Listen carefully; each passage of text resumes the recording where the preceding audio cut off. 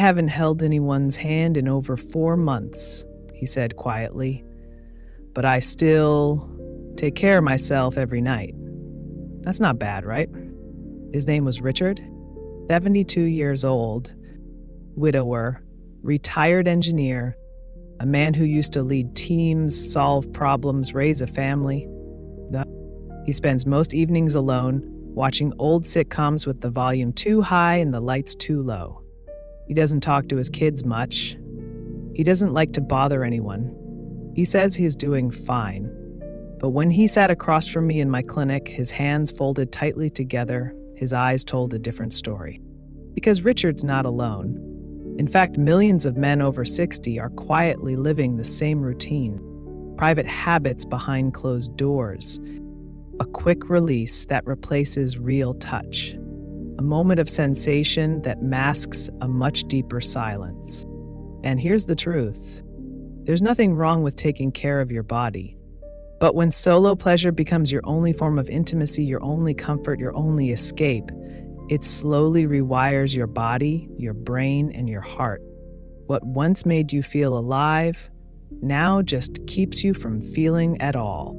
That's why in this video, I'm not here to judge you. I'm here to walk with you through the 10 hidden risks of masturbation after 60 that most men were never told about. And even more importantly, how to reclaim real connection, real vitality, and real power, no matter how long it's been. And if you stay until the end, I'll also share the simple 7-second habit I've taught to hundreds of older men, one that has helped them reignite their energy, restore their confidence, and reconnect with life. Because you're not broken. You're just ready to come back to life. Let's begin. Richard once told me something I'll never forget. He said, the biggest change wasn't what I did with my hands, it was what I stopped doing in my head. He stopped rushing. He stopped hiding. He stopped punishing himself for needing something human. And in that stillness, he found a kind of power he never felt even in his prime. Not the power to perform, but the power to stay present, to stay soft, to stay with himself instead of escaping from himself. That's what the 7-second practice is really about. It's not a technique, it's an invitation. To feel without fleeing, to touch without tension, to awaken without apology. You don't need to change everything overnight. You don't need a prescription or a program. You don't need to become anyone else. What you need is to begin where you are. Right here, right now, with one breath, with one hand, with one moment of choosing to feel with kindness. This is what I offer to men who feel lost in the routine of release. To those who say, it doesn't feel like it used to, or I don't know what's wrong with me, or I want to feel something again, but I don't know how. I invite them to start with just 7 seconds. 7 seconds of conscious, slow, grounded contact with their own body. Not to stimulate, not to achieve, just to connect. Let me show you how simple this can be. Find a quiet space. Let your breath slow. Gently rest one hand on your chest or anywhere that feels safe. And for 7 seconds, do nothing but be there. No fixing, no judging, no waiting for it to feel like something. Just breathe and allow that part of you to be witnessed. That's it. That's the beginning. And for some men, it may be the first moment in years they've touched themselves with reverence instead of routine. For others, it's the first time they've realized they have a choice in how they relate to their own body, that they can be both the giver and the receiver of something meaningful. Over time, I guide them to expand the practice, to explore different areas of touch, to let their bodies speak, not in shouts, but in whispers. To let arousal build, not as a goal, but as a natural wave, rising and softening. For many, this becomes the beginning of healing. Not because it solves everything, but because it shifts the story from I am broken to I am becoming. And that changes everything. Because when a man realizes he can choose how he experiences pleasure, when he discovers he can feel deeply without rushing, when he reclaims the sacredness of his own skin, he no longer needs to chase youth. He no longer fears slowness. He no longer believes that love has passed him by. Instead, he begins to listen to his needs, to his longing, to the quiet desire to live the years ahead, not just with function, but with feeling. I've seen this spark light up men in their 60, 70s, even 80s. Men who thought their best days were behind them. Men who thought they had nothing left to offer. Men who thought pleasure belonged to someone younger, thinner, stronger, or married. They were wrong. What they discovered is this: pleasure doesn't belong to the past. It belongs to the present, to presence, to the moment you say yes to your body as it is. Not when it performs, but when it speaks. This is why I don't just talk about better sex or fixing dysfunction. I talk about remembering who you are, the man you were before shame took hold, the boy who was curious instead of critical, the human who once touched himself with innocence, not judgment. That man is still here. Under the silence, under the guilt, under the routines you didn't know how to break. And he's waiting for you, and he doesn't want perfection. He wants your attention, your breath, your presence, your tenderness. So start with 7 seconds. 7 seconds to remember. 7 seconds to reconnect. 7 seconds to return. And then come back again tomorrow. You'll be surprised what opens up when you stop trying to open anything at all. Let me leave you with this. If this video stirred something in you, if you felt seen or scared or softened, that's not a sign of weakness. It's a sign of awakening, an awakening that might be quiet, but it's real, and it matters. Because somewhere out there, another man is sitting in the dark, wondering if he's the only one, wondering if it's too late, wondering if anyone understands. Maybe you could be the one who sends this to him. Maybe you could be the voice that says, I watched this and it reminded me I'm not alone. Because you're not. Not now. Not ever. There are more of us than you think. And together, we're rewriting the story of aging, not as decline, but as return.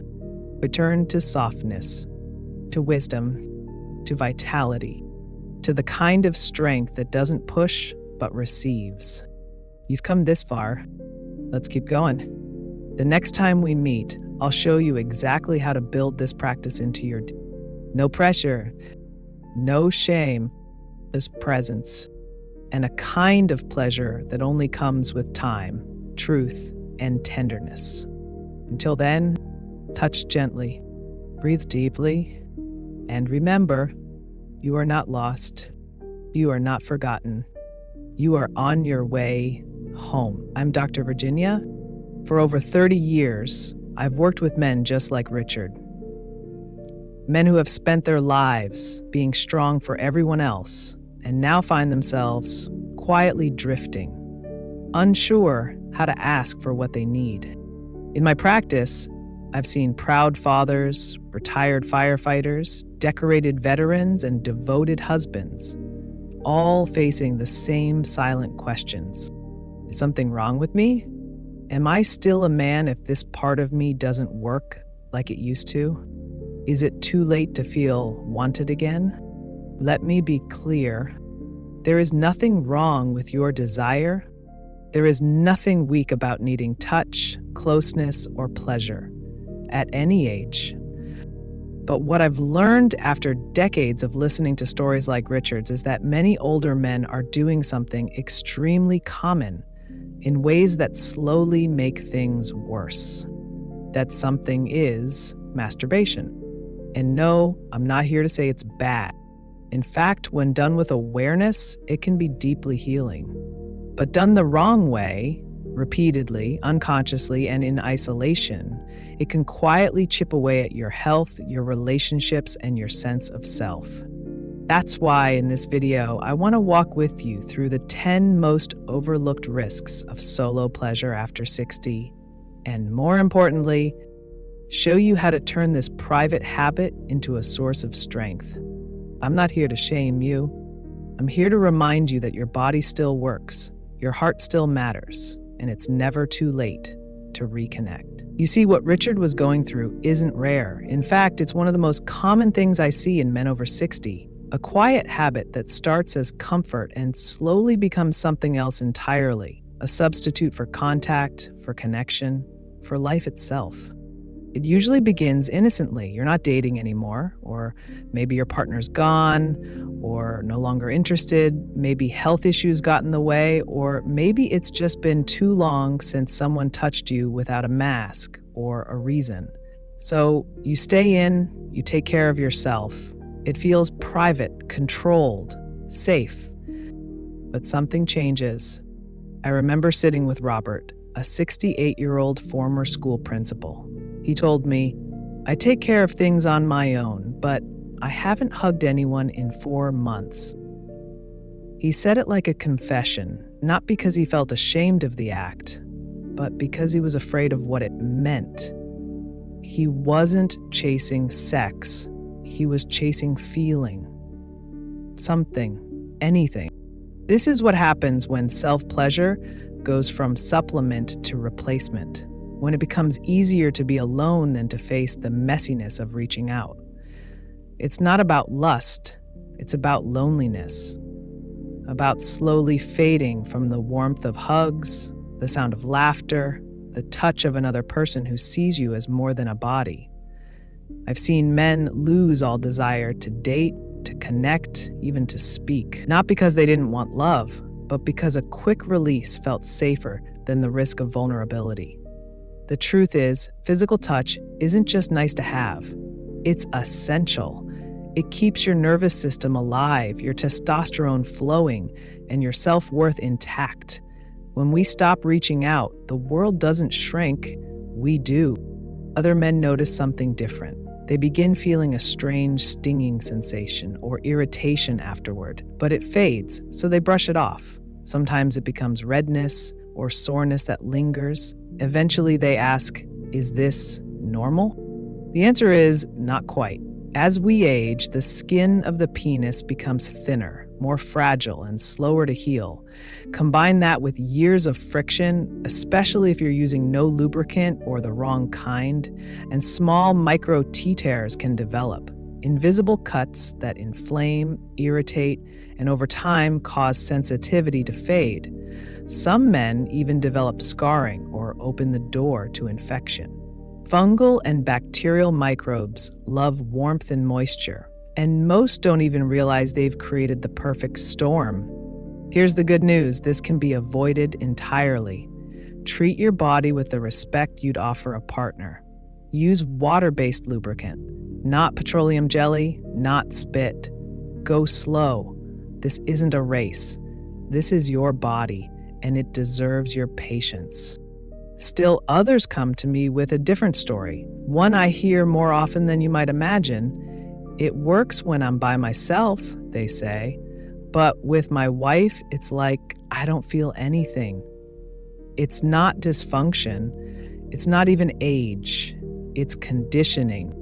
When you masturbate the exact same way, over and over, same position, same grip, same rhythm, same screen, your brain carves a deep groove, like water following the same trench.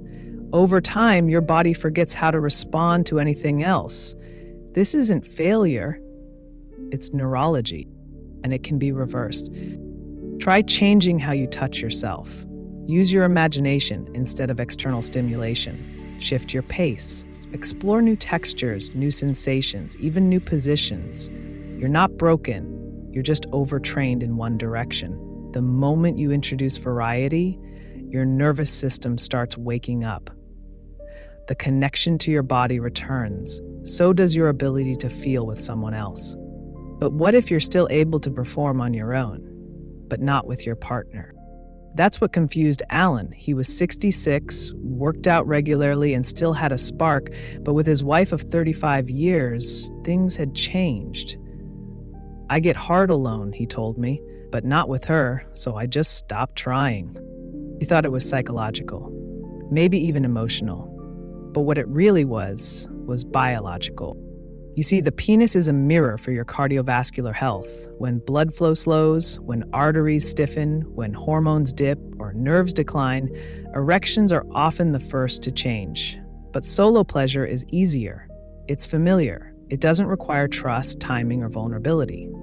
So many men assume, I'm fine, but they may be ignoring early signs of vascular disease, blood sugar imbalance, or low testosterone, all of which are treatable, especially if caught early. Certainly my journey isn't one of treatable, especially if caught early. Please don't wait. If you notice changes, less firmness, shorter duration, more effort, bring it up.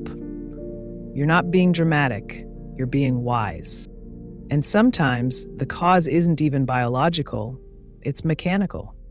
Take posture. Most older men masturbate sitting down, often hunched over, reclining in chairs that compress the lower back and pelvis. One man told me, it started as a slight numbness.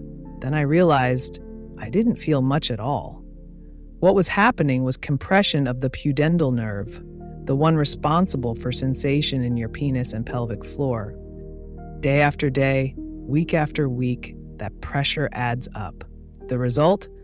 Tingling, numbness, loss of arousal, sometimes even chronic pain. And most men blame themselves, their age, their hormones, when really it's just how they sit. Try lying back, add a pillow under your knees, take breaks from sitting, stand, stretch, move. Blood flow and nerve health go hand in hand. You need both. And yet, the biggest danger I see doesn't show up in the skin, the nerves, or even the penis.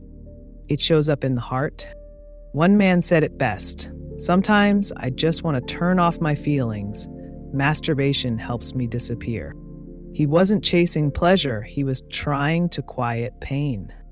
Masturbation can absolutely lower stress. It reduces cortisol, releases dopamine, oxytocin, and prolactin, all hormones that create calm. That's not a bad thing, but when it becomes your only coping mechanism, it starts to erode your emotional resilience.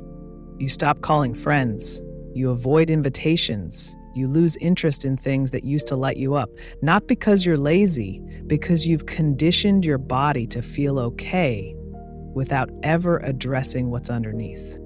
And over time, that comfort becomes a cage. If this feels familiar, try expanding your emotional toolkit.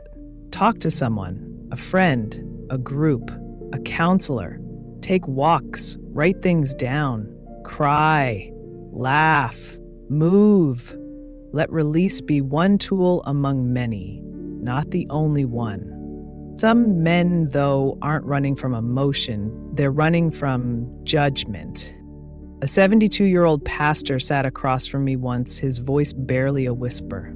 I still do it sometimes, he said, but afterward, I feel like I've done something wrong. He couldn't even look me in the eyes.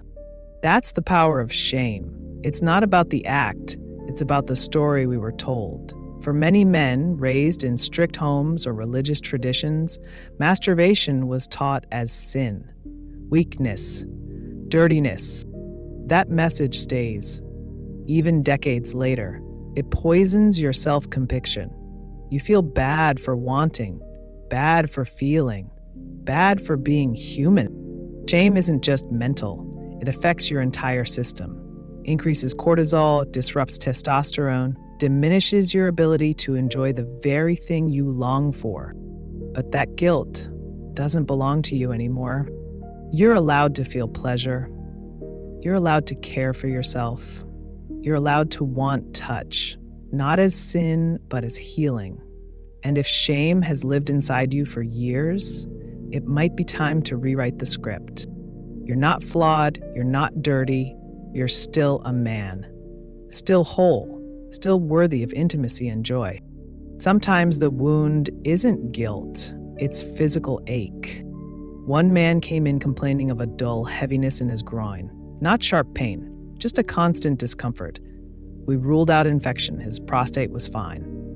But when I asked about his habits, he hesitated. Then, admitted to masturbating 2-3 times a day since retirement. It helped him sleep, he said, gave him something to do. But now, it was hurting him. He was experiencing pelvic congestion, too much activity, not enough rest. When you ejaculate frequently, the blood vessels and muscles of the pelvic floor can become overstimulated, inflamed. You may feel heaviness in the testicles, a deep ache behind the pubic bone, soreness that doesn't seem to go away. This isn't about morality, it's about biology. Your body needs recovery time, especially now. That doesn't mean you're weak, it means you're wise enough to listen. Most men feel better spacing their sessions every few days. Let the tissues rest. Let the nerves reset. You'll often find that sensation comes back stronger, deeper, and more satisfying. Finally, there's one more risk. One that's harder to measure, but perhaps the most profound of all. It's the risk of forgetting how to feel. A 70-year-old man once told me, "I don't get excited by real women anymore. Real life doesn't do it for me." He wasn't cold, he wasn't selfish, he was numb. His brain had adapted to digital fantasy, high stimulation, instant reward, no risk. Over time, his reward system rewired itself to crave only the exaggerated, the impossible, and reality just couldn't compete. The scent of a partner, the awkwardness of touch, the slowness of trust, it all felt too quiet, too soft, too real. This isn't a moral failing, it's neuroplasticity. The brain adjusts to whatever we feed it. If all arousal comes from pixels, then real bodies, with all their imperfections, start feeling boring. But there's a way back. Take breaks from the screen. Let desire simmer. Use your imagination. Recall memories. Invite slow build, not instant spike. Let the mystery return. You'll be surprised how much fire still lives under the surface if you give it time to breathe. These 10 risks don't make you weak, they make you human, and being human means we sometimes fall into patterns. But we can also step out. You haven't lost your spark. You've just buried it under habits that were meant to comfort you, but now only contain you. So now, let's open the door. Richard didn't come back the next week, or the one after. When men cancel follow-ups, I never assume the worst. But I do wonder, did they feel ashamed? Did they decide not to change? Or did life simply move on? But 6 weeks later, I saw his name on the schedule, and when he walked into the room, I knew something had shifted. He looked softer, not in posture, not in energy, but in spirit, as if he was no longer holding something so tightly. I didn't know what to expect, he told me, but I tried something different. I stopped rushing. I started listening. He went on to explain that he hadn't suddenly become someone else. He didn't find a girlfriend. He didn't join a dating app. He didn't even tell anyone what he was working through. What he did do was subtle, but profound. He began moving slower. The next time he felt the urge to masturbate, he paused, not to resist it, but to ask himself, what am I really needing right now? Was it sensation, stress relief, connection, comfort? He noticed for the first time how automatic the motion had become, how he barely breathed while doing it, how he rushed toward the end like he was running from something. So he tried changing the order, turning off the screen, touching more gently, giving himself permission not to finish if he didn't want to.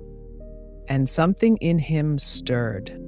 I felt warm, he said, hesitating.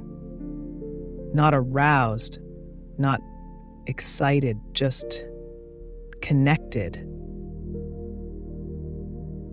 And that one word stuck with me. Connected. It was never about sex. It was always about feeling real again. This is what most men miss when we talk about performance or problems.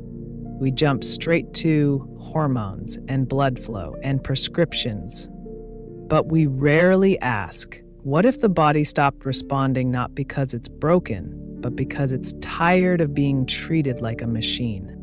What if what you've been calling loss of desire is really the soul's way of saying, I want something deeper than this? And what if that desire is still alive, just waiting for a different kind of invitation? And let me say this clearly. Masturbation is not the enemy.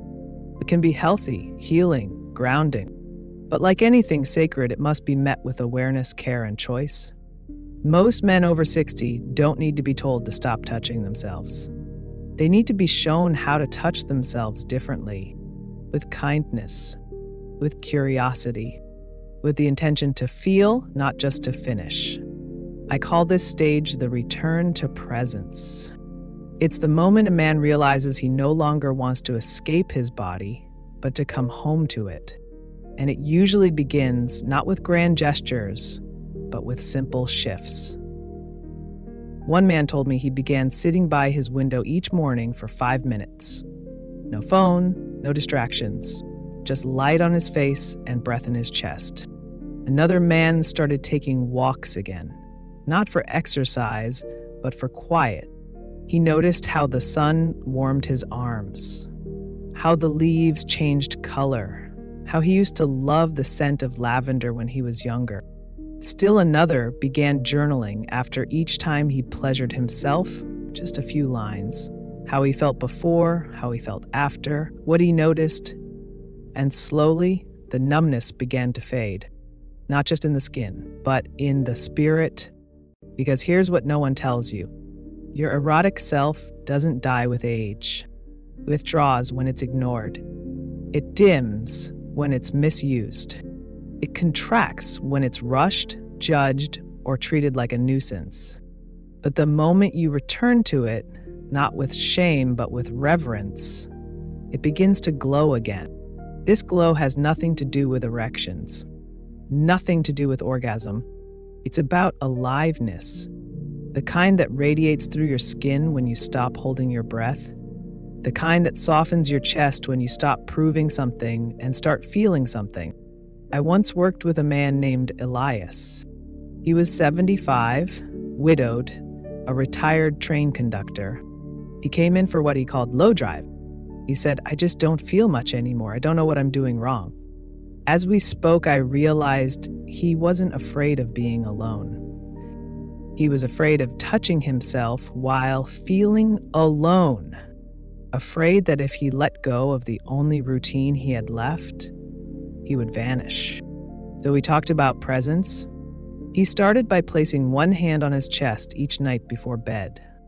No stimulation, no agenda, just a hand, a breath, a moment. Weeks later, he said he felt his heart, again, not metaphorically, literally.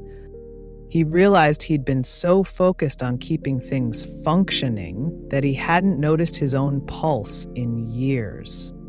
That's when the tears came. Not because he was broken, because he realized he wasn't. This is what transformation looks like. It's not a miracle. It's not a reversal of age. It's a softening into your truth, that you still want connection, that you still deserve connection, and that the path back to it starts not out there, but here. with how you speak to yourself, with how you touch yourself, with how you allow yourself to be seen, even if the only one watching is you. And when that door opens, just a crack, everything begins to change. Some men find the courage to reach out again, to an old friend, to a support group, to a long-lost daughter. Some begin dating again, not to prove anything, but to share something. Others find that they don't need a partner to feel fulfilled. They just need to feel awake in their own skin again. But for all of them, the shift starts here, in the space between judgment and grace, in the choice to turn a habit into a ritual, to turn a coping mechanism into a healing tool, to turn 7 seconds of awareness into the start of a new life chapter. So if you're sitting with questions right now, if your mind is spinning with doubt or discomfort or even a flicker of hope, let that be your signal. Not to rush, not to fix, just to begin. You don't have to erase your past. You don't have to make up for anything lost. You just have to say, today I choose to come home to myself.